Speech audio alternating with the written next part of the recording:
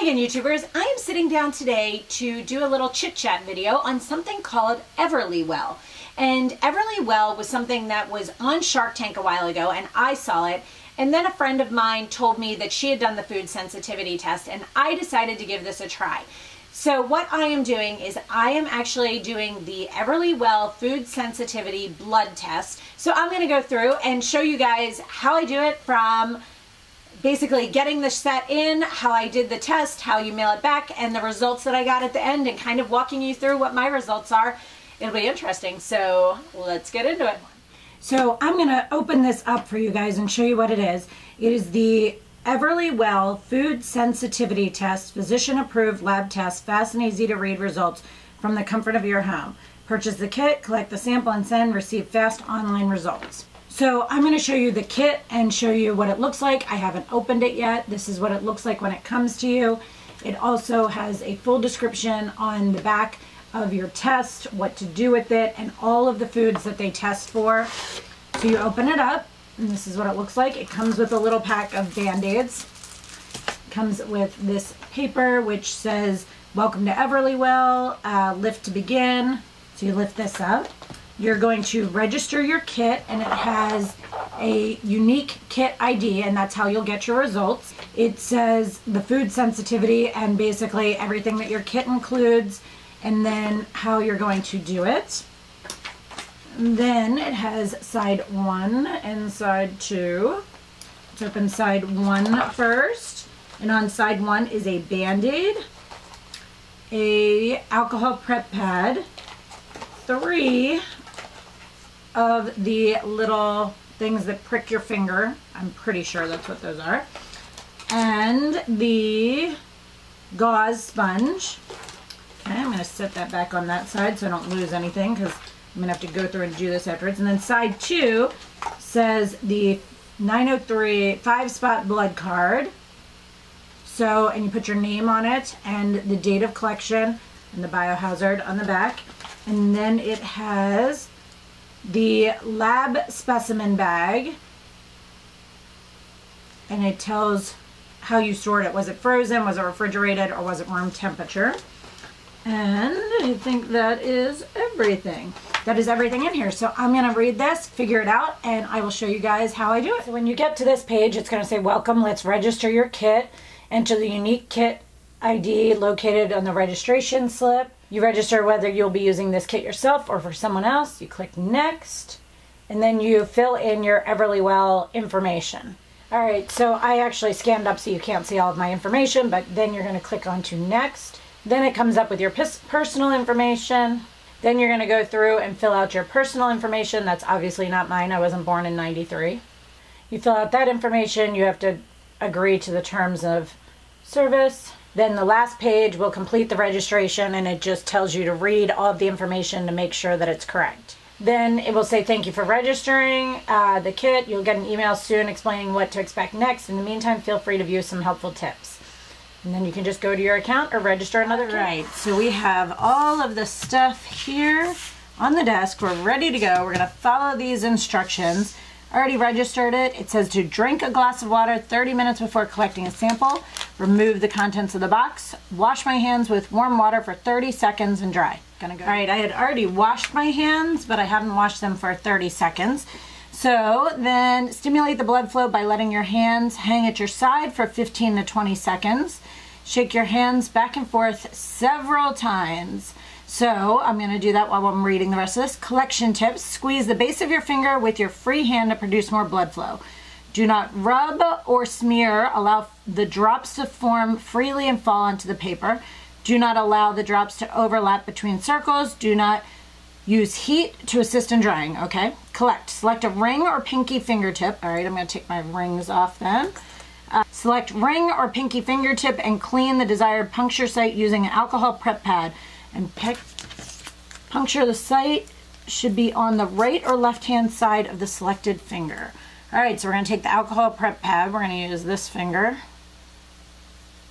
Okay. Step 2. Whoops. Okay. Step 2 says fold collection card open on a flat surface. Okay. Got it. Remove and discard the plastic. I feel like I might have touched something. Remove and plastic, discard the plastic safety on the lancet by twisting it and pulling it. Okay. Twist. Nope. Twist and pull. Okay, can't. Oh, there we go. Twist and pull. Okay. Place your finger against a firm surface to activate the lancet. Press down on the yellow button until the click is heard. Oh, yay, fun. Ready? Oh my gosh. Woo! Heard it. Okay. Allow the blood to drip into the circles. All right, let's see here. Not dripping. Come on. And do at least 3 circles. Come on. It's not liking me. I might have to do that again. Oh, there it goes. Hold on. I did it on the wrong side. I probably should have done it on the other side of my finger. Complete the entire collection process in the same day. Leave the card out for 30 minutes until completely dry. All right, come on, blood.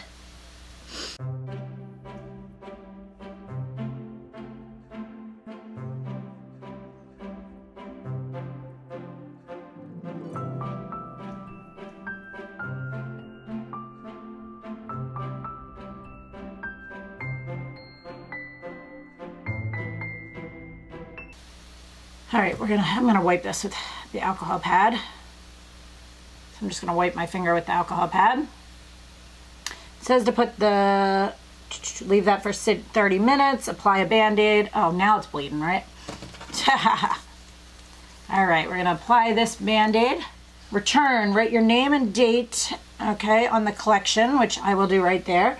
Put your sample inside the biohazard bag, which we'll do. That is right here, we'll do that. Finally, send the box back in the return envelope using the shipping label provided located in the bottom of the box. So, oops, sorry. Let's move that and this and this. Let's see. Oh, there we go. There we go. So there's a shipping label and a shipping bag. So you're actually going to put this back in here. And once this dries for 30 minutes, you put that inside of here, and I'm going to put all of that inside of here and ship it back. So today I'm sitting down because I got my test results back from Everlywell, and I printed mine out, but you do get them emailed to you. I printed them out so I can sit here and go through them with you. But so it gives you your whole food sensitivity, and it breaks down by your highest reaction, moderate reaction, mild reaction, and low reaction, which is essentially no reaction. And I had 1 food in my high reaction, none in my moderate, 21 in my mild, and 74 in my low. Now, of that, typically they tell you if you want to try and work on getting healthier, changing your eating habits, things like that, how your body reacts and processes the foods, to knock out the high reactivity and the moderate reactivity, and then slowly introduce them back in and see where the results change. Now, they also suggest that you can kind of limit your ones in the mild reaction, and the low ones you should just continue to eat as normal. Now, it's kind of funny because I was in Cape Cod for the weekend, and then I came home and took this test on a Tuesday, I want to say. I got the results back exactly almost 1 week after, because I think it was the Monday or Tuesday after that is when I got them back. And the one high reactivity one was clams. And I was like, that's kind of funny because I had clams and oysters while I was in Cape Cod, which I don't typically eat at home.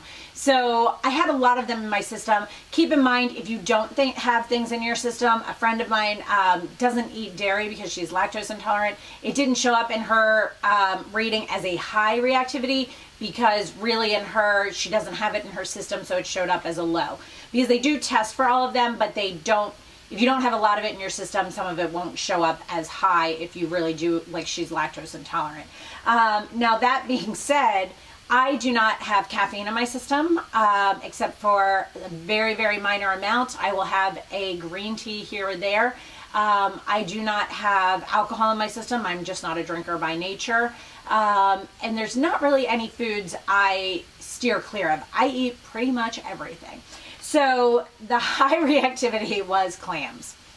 and it was 0.56, okay? And typically the mild ones are in the 20s and or 0.2 something, and the low ones are 0.1 something. So it's kind of funny because I don't feel as if it is really truly something that I have a high reactivity to. I think I just had a large amount of them, and that is kind of more where the issue was than anything else. So then I had 0 moderate reactions, and then I'm going to go down and tell you my mild reactivity ones. So chia seeds is the highest in my mild ones, and then coconut, crab, cantaloupe, coffee, I never drink coffee, blueberries, scallops, yogurt, cashews, spinach, oats, tarragon, asparagus, black pepper, green beans, black walnuts, cow's milk, and malt, brewer's yeast, sweet potatoes, and ginger. So those are things that I'm not supposed to cut them out of my diet, but just keep them in moderation, which is fine because I can't think of anything on there that I eat. I eat a lot of yogurt. I take that back. So maybe if I cut back on my yogurt, and we'll see how that goes. Milk was on there. I don't particularly drink milk. I just have milk in products and in more dairy, but it breaks down the dairy. So as long as I stay away from milk. So I think yogurt is my only one that I eat consistently that I kind of need to back off a little bit with. Then I'm going to tell you what my low ones were.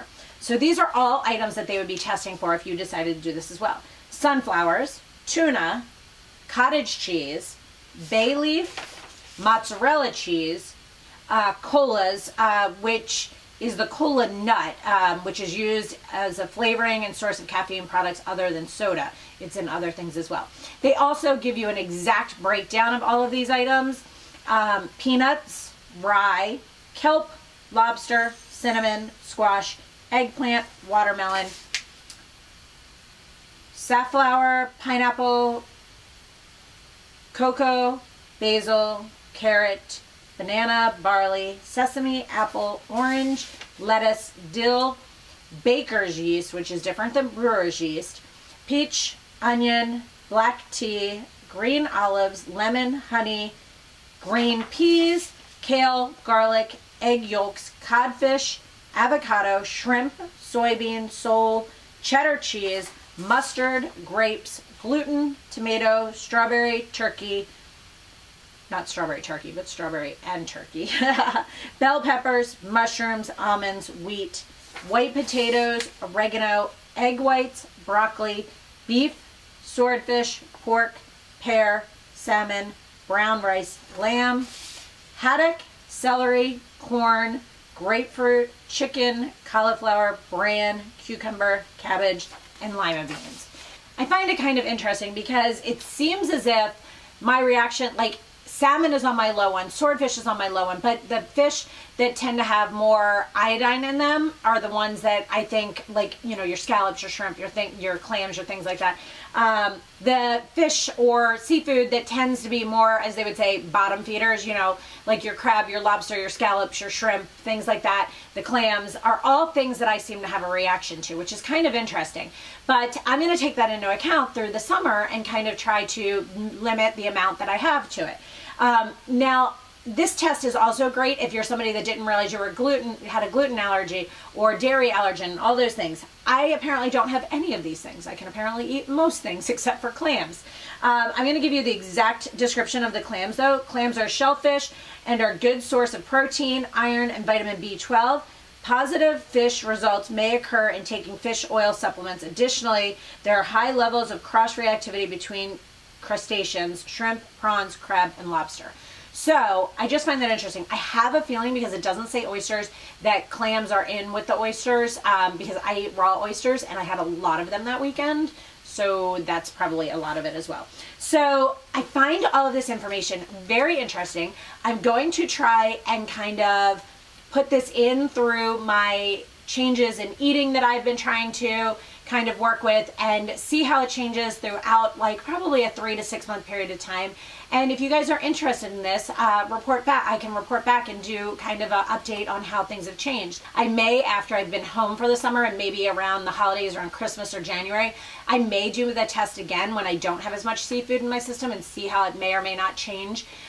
These tests are done by your DNA and your blood. These are not done by random testing, anything like that. It goes to an actual lab and is tested by your blood and your DNA. So that's why I found it the most interesting, because I always wondered if I had some sort of dairy intolerance or gluten or something like that that may have been prohibiting me in my weight loss, when realistically it's my eating habits. Like, I know it, I'm working on it. I work out plenty, and I will be doing a fitness video coming up soon. Not fitness video, I guess a kind of health and wellness video coming up soon about what I've been doing different and how I've been doing things. But this was just something in the process that I wanted to do to get the information and find out, you know, how my body processes things. I think this is just a really, really cool concept. So if you're somebody who's interested in doing this, you don't have to go through your insurance, you don't have to go to your doctor. You can simply click on the link below and go to the one that is food sensitivity test. They also, as I mentioned, have tests for like thyroid, they've got like diabetes, they've got all different kinds of tests in there, so you can definitely do them yourself, all different kinds, and scroll through them. But if you have any questions on these, definitely let me know. I found this to be super fun, and like I couldn't wait to get the results in, and I just thought it was really cool. So I hope you guys enjoyed this video. Please let me know if you have any questions whatsoever, and I will try and answer from whatever I have done from this thus far. And thanks so much for watching, guys. Have a great day. Bye.